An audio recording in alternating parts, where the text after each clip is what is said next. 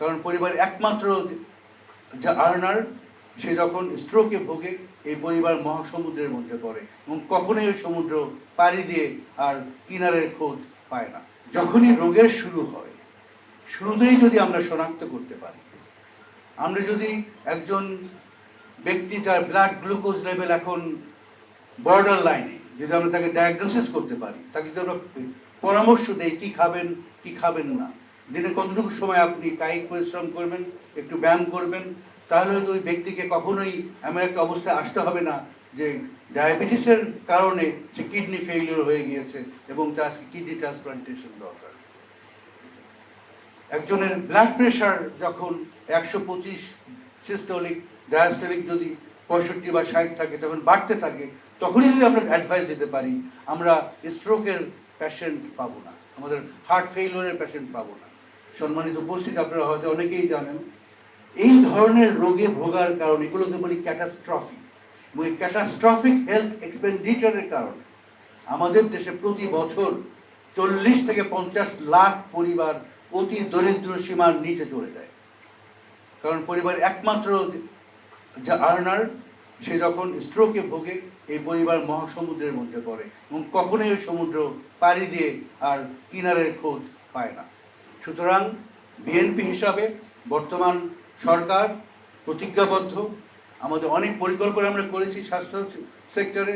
আমাদের প্রায় 24 থেকে 26টা আপনার রিফর্ম ওরিয়েন্টেড প্রোগ্রাম আমরা প্ল্যান করেছি, যেগুলো পর্যায়ক্রমে আমরা ইমপ্লিমেন্টেশন শুরু করব, এবং তার মধ্যে প্রাইমারি হেলথ কেয়ারকে শক্তিশালী করা আমাদের প্রায়োরিটি লিস্টের সবচাইতে টপে আছে। আপনারা প্রশ্ন করতে পারেন আপনারা কি করবেন। আপনারা হেলথ কার্ডের কথা শুনেছেন, আমরা ইলেকট্রনিক হেলথ কার্ড এই প্রকল্পের মাধ্যমে আমরা তৈরি করব। এই ইলেকট্রনিক হেলথ কার্ডের সাথে যুক্ত থাকবে ইন্টিগ্রেটেড পেশেন্ট ম্যানেজমেন্ট সিস্টেমের সাথে।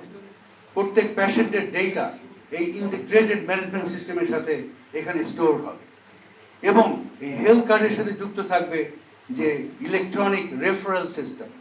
আমি বলেছি যে প্রত্যেক মাসে আপনার দরজার কড়া নাড়বে, ওই যে হেলথ স্বাস্থ্যকর্মী আপনার ঘরে আসবে, তার হাতে একটা সেলফোন থাকবে, তার মাধ্যমে সে যদি মনে করে যে কোনো এই ঘরের কোনো পরিবারের একজন সদস্যের চিকিৎসা দরকার, তখন এই ইলেকট্রনিক রেফারেল সিস্টেমের মাধ্যমে তাকে রেফার করে দেবে। এই কর্মী যদি মনে করেন যে ইউনিয়ন স্বাস্থ্য কেন্দ্র, আমরা এটাকে বলি প্রাইমারি হেলথ কেয়ার ইউনিট, বাংলাদেশের প্রতিটি ইউনিয়নে একটি করে প্রাইমারি হেলথ কেয়ার ইউনিট থাকবে, শহরের প্রত্যেকটি ওয়ার্ডে বা জনসংখ্যার অনুপাতে একটি করে প্রাইমারি হেলথ কেয়ার ইউনিট থাকবে ইনশাল্লাহ ভবিষ্যতে। সেখানে রেফার করা হবে। স্বাস্থ্যকর্মী যদি মনে করেন না primary health care unit refer করলে চলবে না, আরও হায়ার লেভেলে রেফার করতে হবে, তখন হায়ার লেভেলে তাকে রেফার করা হবে। আমরা মনে করি যে আমরা এইভাবে যদি ইলেকট্রনিক সিস্টেমের মাধ্যমে এই ডিজিটাল সিস্টেমকে আমরা ইউটিলাইজ করে যদি আমরা রেফারেল সিস্টেমটাকে ফর্মালাইজ করতে পারি, আজকে যে হাসপাতালগুলোতে আপনারা ক্রাউড দেখছেন, ভিড় দেখছেন, এই ভিড় অনেকাংশেই কমে যাবে। অনেকেই অযথাই বড় বড় হাসপাতালে ভিড় জমায়, যে সমস্যার সমাধানগুলো ঘরের পাশের প্রাইমারি হেলথ কেয়ার ইউনিট বা আপনার উপজেলা স্বাস্থ্য কমপ্লেক্সেই ঠিক করা যেত, সেটা না করে অযথাই উপরের দিকে আমাদের আসার একটা প্রবণতা থাকে। শুধু আমরা এই কাজটা করব আমাদের এই প্রজেক্টের মাধ্যমে।